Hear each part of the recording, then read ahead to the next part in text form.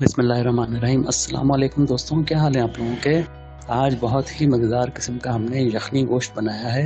ये आप मटन के साथ, बीफ के साथ बना सकते हैं। इसकी खुशबू बहुत अच्छी होती है और ये बहुत हेल्दी भी होता है।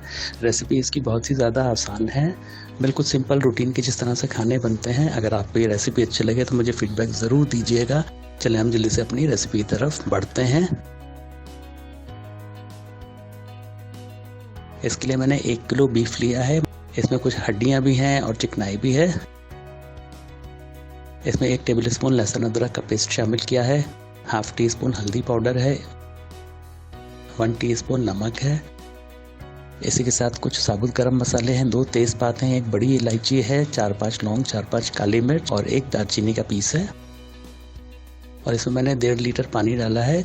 पानी इतना डालें कि आपको यखनी भी मिल जाए अपनी ग्रेवी के लिए और गोश्त बहुत अच्छी तरीके से गल जाए। तो मैंने इसमें 6 गिलास या 1.5 लीटर पानी शामिल किया है। शुरू में इसको तेज़ आंच पे पकाते हैं।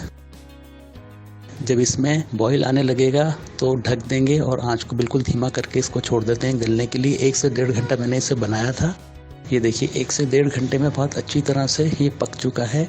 गोश्त चेक कर लेते हैं। गोश्त बिल्कुल गल चुका है, मुलायम हो चुका है। अभी इस यखनी को एक अलहदा बर्तन में निकाल लेते हैं और इस गोश्त को भी अलहदा रख लेते हैं। कुकिंग शुरू करते हैं। एक पैन में मैंने आधा कप कुकिंग ऑयल शामिल किया है। उसमें 2 मीडियम साइज की स्लाइस की हुई प्याज डाली है। प्याज को हमने ब्राउन करके निकाल लेना है। एक मसाला तैयार करते हैं। ये एक टेबल स्पून लहसुन अदरक का पेस्ट है। 1.5 टीस्पून लाल मिर्चों का पाउडर है। हाफ टी स्पून हल्दी पाउडर है। 1 टीस्पून धनिया पाउडर है। इसमें थोड़ा सा पानी शामिल करके इसको पेस्ट सा बना लेते हैं। जिस तेल में हमने प्याज ब्राउन की थी, इसी तेल में इस मसाले को शामिल करते हैं। आंच को बिल्कुल धीमा रखते हैं और 2-3 मिनट इस मसाले को भूनते हैं ताकि लहसुन अदरक का कच्चापन भी ख़त्म हो जाए और मसाले भी थोड़े से भुन जाएं। 2 से 3 मिनट हमने इसको अच्छी तरह से भुना है मीडियम आंच पर। जब ये अच्छी तरह से भुन गया तो इसमें आधी कप दही शामिल किया है। दही डालते हुए आंच को बिल्कुल धीमा कर दीजिए। इसको उस वक्त तक चलाते रहें जब तक इसमें एक बॉईल ना आ जाए, वरना दही के फटने का चांस रहता है। ये देखिए बहुत अच्छी तरह से भुन चुका है, ऑयल भी आ चुका है। तो इसमें गोश्त शामिल करते हैं गला हुआ। गोश्त को मिलाते हैं अच्छी तरह से। इस दौरान नमक चेक कर लें।